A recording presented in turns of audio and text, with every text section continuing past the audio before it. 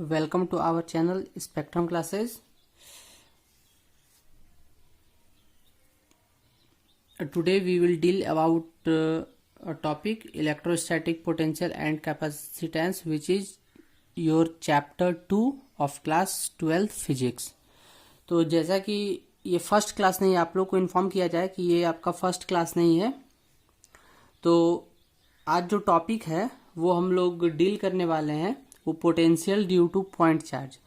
तो इससे पहले आप लोग को रिकॉल कर देते हैं कि व्हाट इज पोटेंशियल। तो जैसा कि आप लोग पढ़ चुके हैं कि पोटेंशियल होता क्या है। Actually potential is a type of energy, it is a type of work done. अब जैसे कि आप मान के चलिए कि यहाँ पे एक यूनिट पॉजिटिव चार्ज है और इस चार्ज का इलेक्ट्रिक फील्ड है। किसी भी चार्ज के अराउंड इलेक्ट्रिक फील्ड होता है, जैसे कि मैग्नेट के अराउंड मैग्नेटिक फील्ड, उसी तरीके से चार्ज के अराउंड इलेक्ट्रिक फील्ड होता है।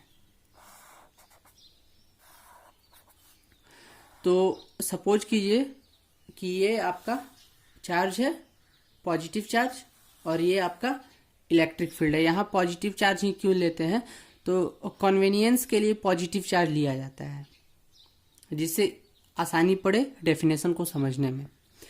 तो हम अभी डेफिनेशन समझ रहे हैं इलेक्ट्रोस्टैटिक पोटेंशियल का, जो कि पहले ही क्लासरूम में डील हो चुका था। ये आपका यूट्यूब वीडियो है, तो इसमें हम डायरेक्टली स्टार्ट करेंगे जो टॉपिक वो नहीं हुआ है। तो अब यहाँ पे ध्यान दीजिएगा कि ये आपका पॉजिटिव चार्ज है और इसके अराउंड ये आपका इलेक्ट्रिक फील्ड है। तो सपोज करते हैं कि एक चार्ज जो है यूनिट पॉजिटिव टेस्ट चार्ज, ये इन्फिनिटी पे रखा हुआ है। तो अब ये यूनिट पॉजिटिव है, तो पॉजिटिव चार्ज है, तो इसका वैल्यू होगा 1 कूलम। तो सपोज कीजिए कि ये 1 कूलम का चार्ज इन्फिनिटी पे रखा हुआ है। इस चार्ज को इस इलेक्ट्रिक फील्ड के अंदर लाने में सपोज कीजिए कि यहाँ हम पॉइंट पी दे रहे हैं। अभी ये जो यूनिट पॉजिटिव टेस्ट चार्ज है वो इन्फिनिटी पे है। तो इन्फिनिटी से इस पॉइंट पी तक लाने में जितना वर्क डन होगा, इसी वर्क डन को बोलते हैं इलेक्ट्रोस्टैटिक पोटेंशियल।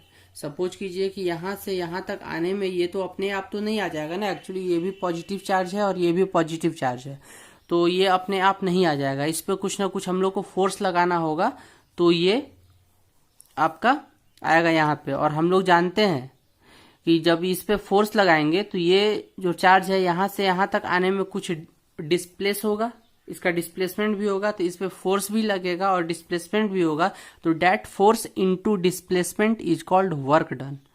तो हम लोग ऐसे लिख सकते हैं कि work done is equal to integration of, ये चार्ज जो है इन्फिनिटी से पॉइंट पी आ रहा है, तो हम लोग लिख सकते हैं इन्फिनिटी टू पॉइंट पी।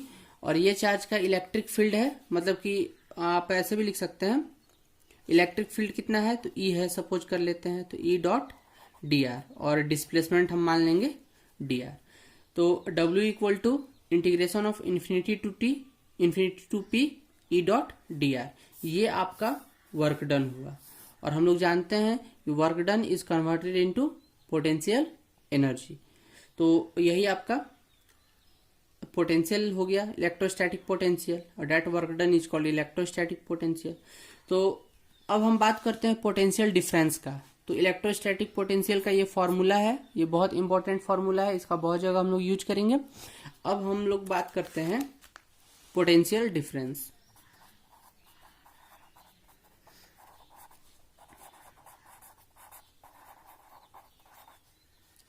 अब आप ऐसा सपोज कीजिए कि ये आपका पॉजिटिव चार्ज है और इसके चारों तरफ इसका इलेक्ट्रिक फील्ड है।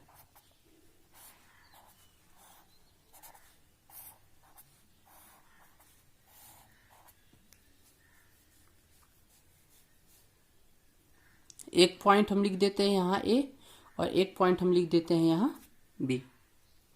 तो एक यूनिट पॉजिटिव टेस्ट चार्ज है जिसका वैल्यू है 1 कूलम।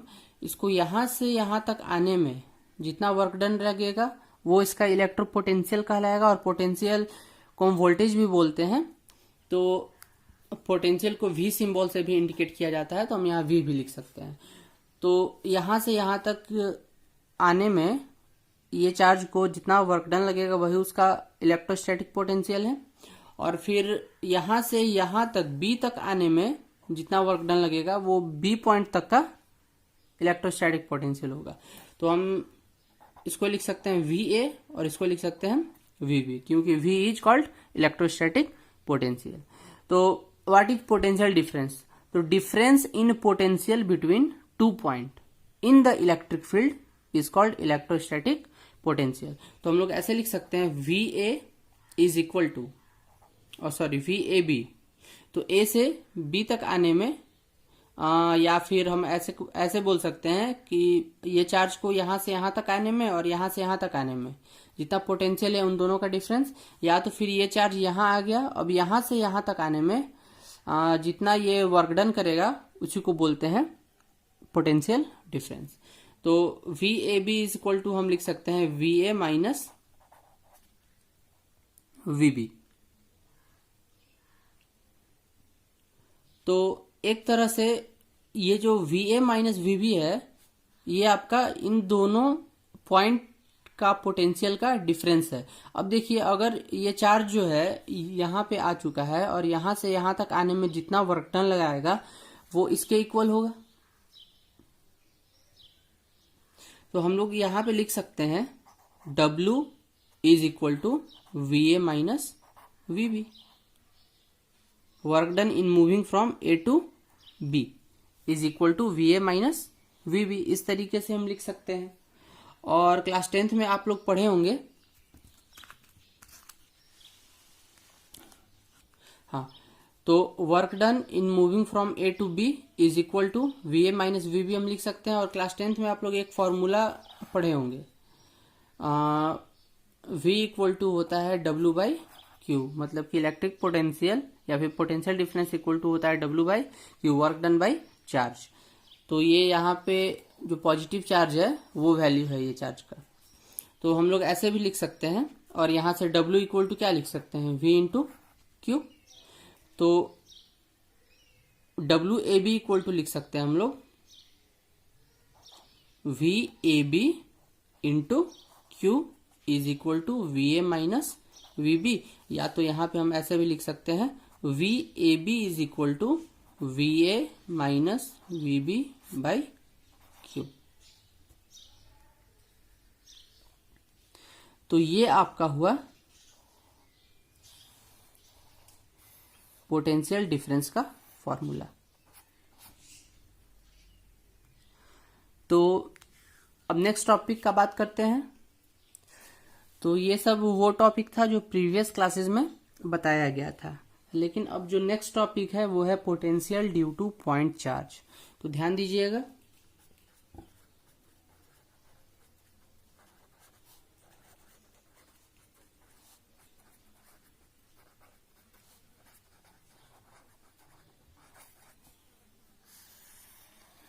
अब यहां पे हम सपोज करते हैं कि आपके पास एक पॉइंट चार्ज है,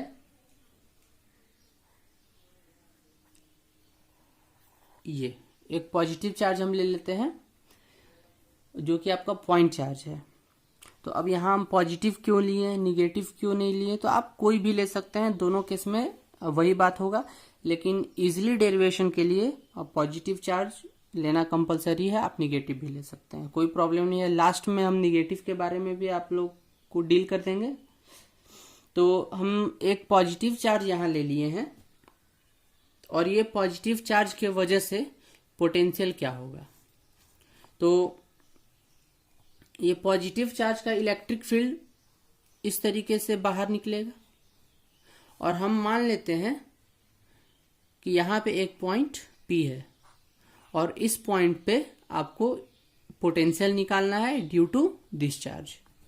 तो एक हम इन्फिनिटी पे एक यूनिट पॉजिटिव टेस्ट चार्ज हम कंसीडर करते हैं जिसका वैल्यू होगा 1 कूलम। एक इन्फिनिटी पे पॉजिटिव चार्ज है सपोज कर लीजिए, और ये पॉजिटिव चार्ज को इन्फिनिटी से इस पॉइंट पे लाना है।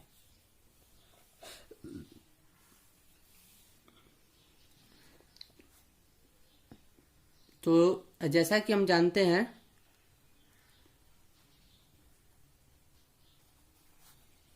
Work done in moving unit positive charge to infinity to point P is given bye,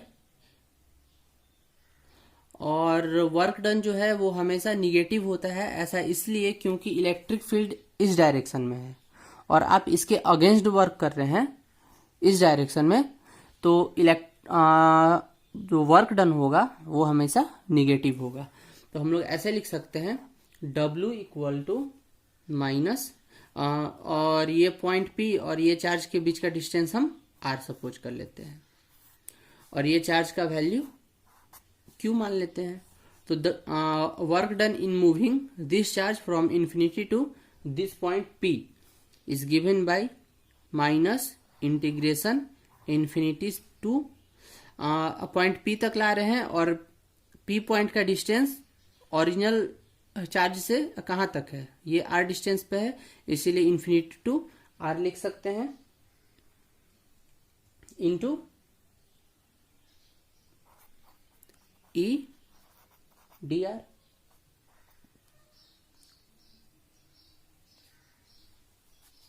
now W is equal to हम लिख सकते हैं minus infinity integration infinity to R, और electric field due to a point charge हम लोग जानते हैं क्या होता है, KQ अपॉन R²। ये आप लोग चैप्टर 1 में पढ़ चुके हैं, इनटू dr। नाउ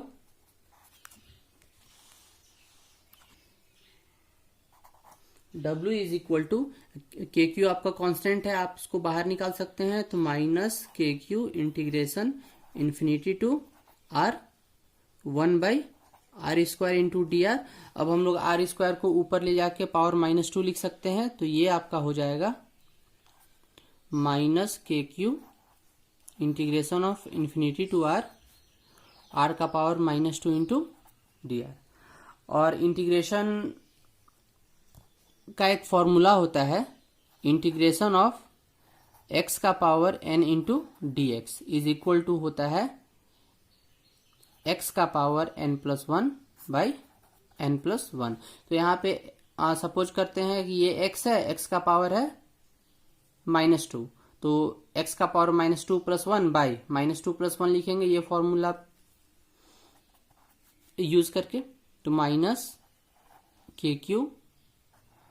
अब ये इंटीग्रेशन हट जाएगा क्योंकि हम फॉर्मूला लगा चुके हैं, तो ये हो जाएगा R का पावर -2 + 1 बाई -2 + 1, और ये जो आपका लिमिट है ये लिमिट यहाँ आ जाएगा infinity to R। Now minus KQ, अब इसको सॉल्व कर देते हैं, तो R का पावर आ गया -1 बाई -1, तो इसको इस तरीके से लिखा जा सकता है माइनस KQ माइनस ये R इनवर्स है तो इसको 1/R भी लिख सकते हैं इन्फिनिटी टू R। अब यहाँ पे क्या करते हैं कि ये लिमिट को हमको तोड़ना है, तो लिमिट तोड़ने के लिए पहले अपर लिमिट बैठाते हैं, R की जगह R बैठाएंगे, फिर माइनस, फिर लोअर लिमिट बैठाएंगे R की जगह इन्फिनिटी, तो ये हो जाएगा माइनस KQ ब्रैकेट -1/R फिर -1/∞। एक्चुअली हम जानते हैं कि 1/∞ इज इक्वल टू 0, तो याद रखिएगा ये वैल्यू 1/∞ इज इक्वल टू 0, क्योंकि इन्फिनिटी बहुत बड़ा वैल्यू होता है और 1 से अगर बहुत बड़ा वैल्यू को डिवाइड करेंगे तो वो अप्रॉक्स 0 के बराबर आएगा। सॉरी, फिर से देखिए, इसके बाद हम स्टेप लिखते हैं -KQ ब्रैकेट, और सबसे पहले अपर लिमिट बैठाया जाता है, यहाँ पे R की जगह R बैठाएंगे, फिर R की जगह इन्फिनिटी बैठाएंगे, तो यहाँ पे पहले R की जगह R बैठाएं तो ये आया वैल्यू, फिर माइनस, फिर R की जगह इन्फिनिटी बैठाएं, तो ये पहले से माइनस है और ये माइनस फॉर्मूला में है इसीलिए प्लस यहाँ हो गया, तो 1/∞ आपका 0 होता है, तो अब यहाँ से 1/∞ इज इक्वल टू 0, तो ये वैल्यू 0, तो केवल यहाँ ये बचा और माइनस माइनस हो गया आपका प्लस, तो ये आपका KQ/R। तो यहाँ पे हम लोग निकाल रहे थे वर्क डन, तो आपका आया work done equal to KQ/R and this work done is converted into potential, so we can write V is equal to, और K का वैल्यू आप लोग जानते हैं, K इज कापा, और कापा का वैल्यू होता है 1/4πε0, तो K की जगह हम लिख सकते हैं 1/4πε0 into Q/R। This is the formula of electric potential due to a point charge. This is very very important formula, ये एग्जाम में भी पूछे जा सकते हैं कि derive the equation for potential due to point charge. तो ये अच्छे से आप स्क्रीनशॉट लेकर और ये प्रिपेयर कर लीजिए और इसका नोट्स बनाते चलिएगा।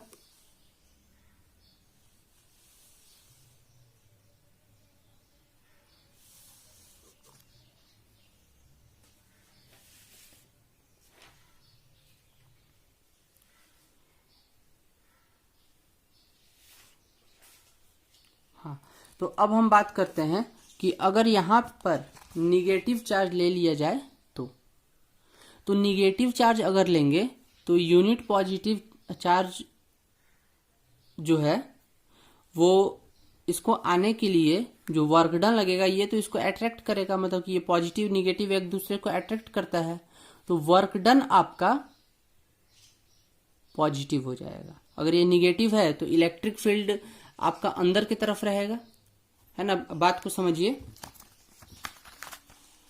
कि अगर आपके पास ये निगेटिव चार्ज हो जाए और इलेक्ट्रिक फील्ड अंदर की तरफ और वर्क डन भी इसी डायरेक्शन में, तो इलेक्ट्रिक फील्ड और वर्क डन जो है वो सेम डायरेक्शन में हो जाएगा, तो आपका दोनों वैल्यू पॉजिटिव हो जाएगा। तो आप कैसे भी बनाइएगा आपका आंसर पॉजिटिव ही आने वाला है।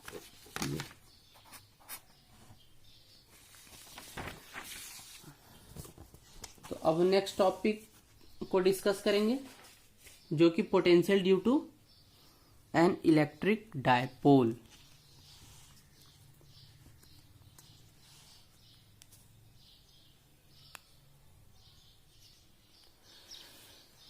तो potential due to electric dipole ये बहुत इंपॉर्टेंट टॉपिक है और इसको समझना थोड़ा मुश्किल है, लेकिन आप लोग के लिए इजी वे में डेरिवेशन लेकर आए हैं, तो ध्यान दीजिएगा। सबसे पहले हम बात करते हैं डायपोल का, ये इलेक्ट्रिक डायपोल क्या होता है। तो जैसा कि फर्स्ट चैप्टर में आप लोग पढ़े थे कि अगर दो इक्वल और अपोजिट चार्ज के बीच का डिस्टेंस अगर 2a होगा तो इस तरीके के सेटअप को, इस तरीके के कॉम्बिनेशन को हम इलेक्ट्रिक डायपोल बोल सकते हैं। फॉर एग्जांपल आपके पास ये आपका पॉजिटिव चार्ज है और ये आपका निगेटिव चार्ज है, और सॉरी ये आपका निगेटिव चार्ज है। अगर इन दोनों के बीच का डिस्टेंस 2a है तो ये आपका कॉम्बिनेशन कहलाता है इलेक्ट्रिक डायपोल।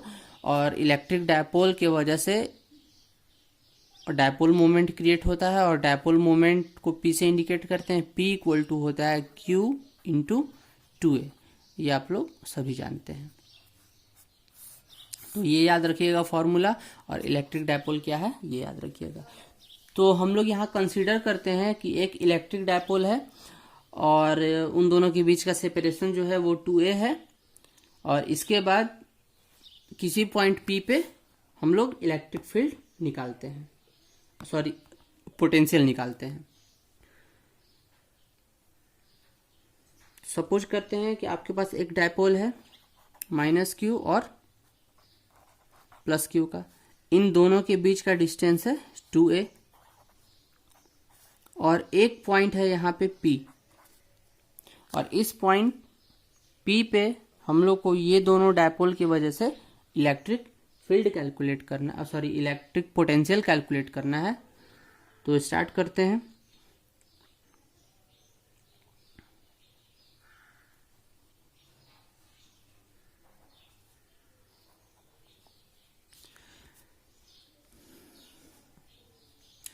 तो माइनस क्यू से, जो माइनस क्यू चार्ज है उससे इस पॉइंट पी का डिस्टेंस है, हम सपोज कर लेते हैं r1,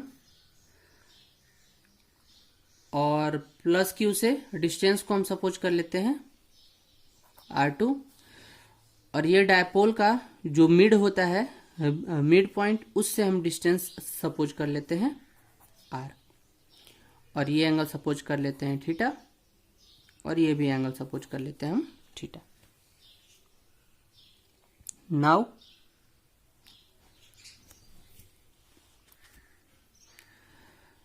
एक बात याद रखिएगा, जो डायपोल मोमेंट होता है वो हमेशा पॉजिटिव से निगेटिव की तरफ होता है, सॉरी, निगेटिव से पॉजिटिव की तरफ होता है।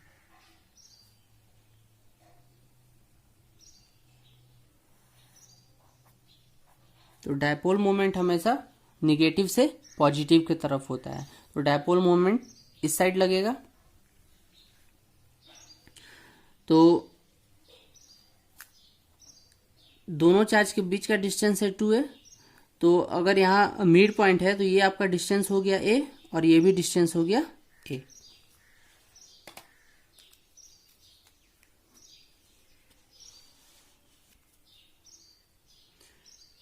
फ्रॉम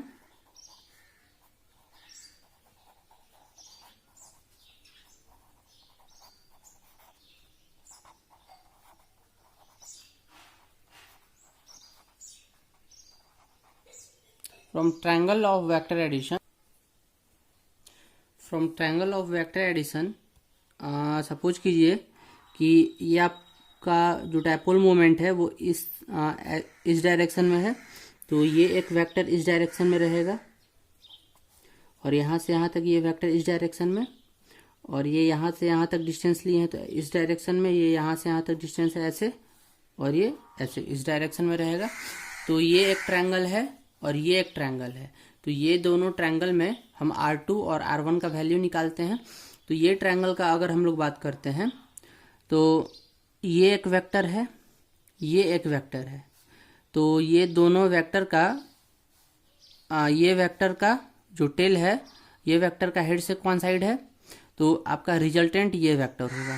तो हम लोग लिख सकते हैं R1 is equal to R plus ए।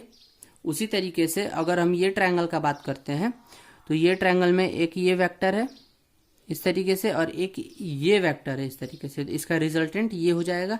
तो हम लोग लिख सकते हैं R equal to A plus R2। अब यहाँ से R2 का वैल्यू क्या हो जाएगा, तो हम लोग लिख सकते हैं R2 equal to R minus A.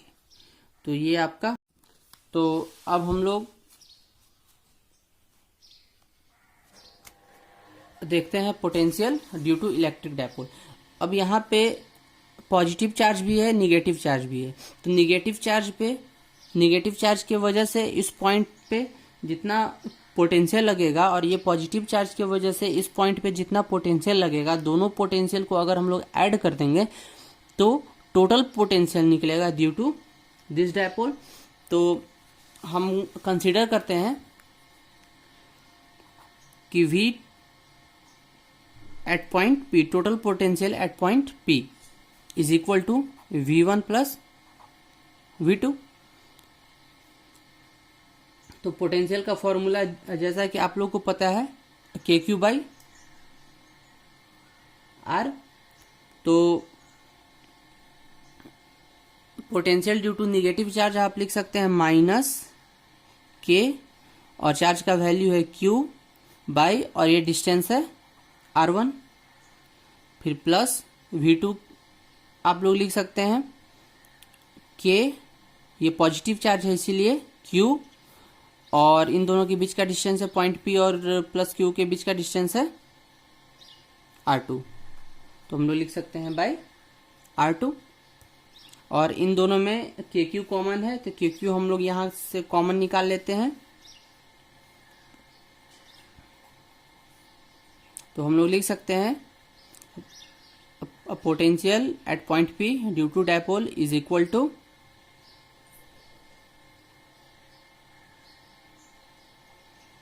KQ bracket ये आपका पॉजिटिव वैल्यू है, तो इसीलिए इसको हम पहले लिख देते हैं R2 माइनस 1/R1। तो ये एक फॉर्मूला आ गया। अभी फाइनल फॉर्मूला आप लोग के सामने नहीं है, इसके आगे और है। तो ध्यान दीजिएगा, इस इक्वेशन को हम इस तरीके से भी लिख सकते हैं, Vp is equal to KQ, इसका एलसीएम ले लेते हैं, R1 minus R2 by R1 into R2। This is equation number 3। तो यहां तक आप लोग स्क्रीनशॉट ले सकते हैं। तो टेक अ स्क्रीनशॉट। नाउ अब यहाँ पे जो डायपोल था, इसको हम पॉइंट ए मान लिए हैं और इस पॉइंट को बी मान लिए हैं। ठीक है, तो अब बी पॉइंट से हम एक परपेंडिकुलर लाइन अगर हम लोग ड्रॉ करते हैं, तो ये पार्ट और ये पार्ट इक्वल हो जाएगा। ठीक, और ये जो रेस्ट पार्ट है वो आपका पाथ डिफरेंस कहलाता है। जैसे कि इसको हम लिख सकते हैं R1 माइनस R2। ये वैल्यू आपका था R1 और ये डिस्टेंस था R2।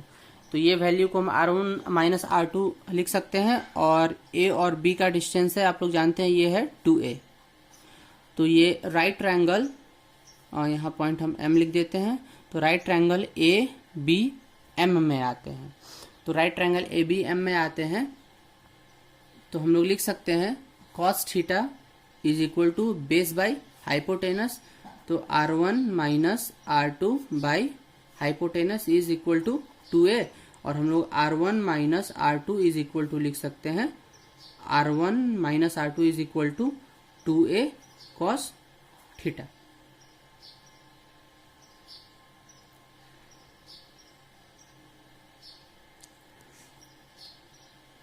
तो अब ये वैल्यू हम इक्वेशन 3 में बैठाते हैं, पुटिंग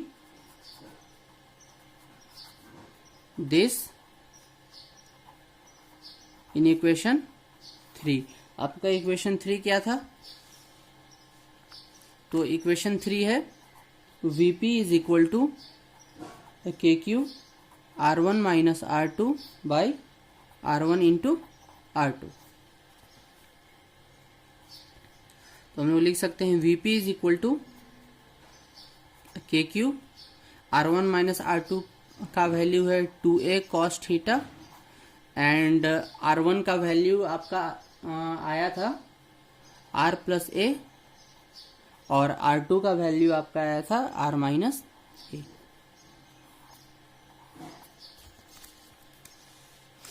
तो अब ध्यान दीजिए, Vp is equal to KQ 2A cos theta by, ये A plus B A minus B के फॉर्मूला पे है, तो हम लिख सकते हैं R square minus A square.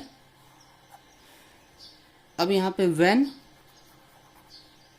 R is very very very greater than A, तो जब ये डिस्टेंस आपका R जो है वो बहुत ज़्यादा ग्रेटर है A से, तो A आपका नेग्लेक्ट हो जाएगा। तो इस इक्वेशन में डिनोमिनेटर से A को हम नेग्लेक्ट कर देंगे, न्यूमरेटर से नहीं नेग्लेक्ट किया जा सकता है, क्योंकि A का वैल्यू अगर हम लोग 0 बैठाएंगे तो ये पूरा वैल्यू आपका 0 हो जाएगा। तो इसलिए हम लिख सकते हैं Vp is equal to KQ into 2A cos theta, और यहाँ से A को नेग्लेक्ट कर दिए, हटा दिए, तो यहाँ केवल R स्क्वायर बच जाएगा। Now Vp is equal to हम लिख सकते हैं KQ 2A cos theta by R square.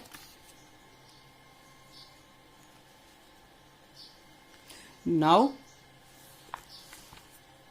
हम लोग जानते हैं Q into 2A is equal to dipole moment, क्योंकि dipole moment is equal to होता है Q इंटू 2A। तो ये Q इंटू 2A की जगह हम P लिख सकते हैं।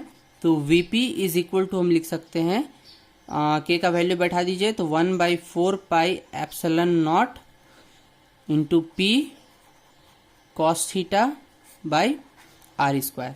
This is your main formula of electric potential due to an electric dipole VVI। ये आपका बहुत इंपॉर्टेंट है। अब यहाँ पे दो सिंपल सा केस है कि ये जो इलेक्ट्रिक पोटेंशियल है ड्यू टू डायपोल, ये आपका केवल डायपोल पे ही डिपेंड नहीं करता, ये डिपेंड करता है एंगल पे भी। अब कैसे एंगल पे डिपेंड करता है, तो कंसीडर कीजिए आप लोग,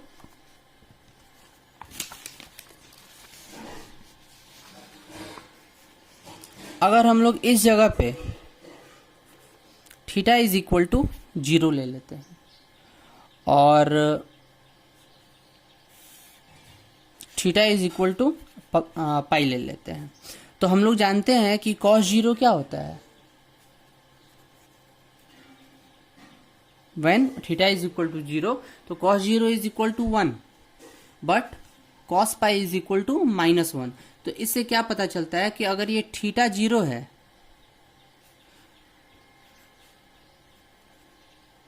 तो Vp इज इक्वल टू क्या आ जाएगा, 1/4 pi epsilon naught into P by R square, which is your positive. ये आपका पॉजिटिव वैल्यू है, ये आपका इलेक्ट्रिक पोटेंशियल आपका पॉजिटिव आया। और जब थीटा इक्वल टू पाई हम लेते हैं तो Vp इज इक्वल टू हम लिख सकते हैं 1/4 pi epsilon not P cos theta -1, तो माइनस यहाँ लगा देते हैं बाई आर स्क्वायर। तो ये वैल्यू आपका निगेटिव आ गया, negative value of electric potential. तो इससे क्या समझ में आया, कि इससे यही समझ में आया कि जो electric potential due to dipole है वो एंगल पे भी डिपेंड करता है, और ये एंगल जो है ये किसके किसके बीच का है, तो एंगल है theta. This is the angle between magnetic dipole and distance between point two the dipole, ठीक है, विच इज एंगल बिटवीन। तो हम लोग यहां पे लिख सकते हैं potential due to dipole depends upon angle between magnetic moment P and R। तो ये बहुत इंपॉर्टेंट पॉइंट है, तो स्क्रीनशॉट ले लीजिए और इसका नोट्स अच्छे से बनाइएगा। तो अब मिलते हैं नेक्स्ट क्लास में, आज के लिए इतना ही काफ़ी है। Thank you.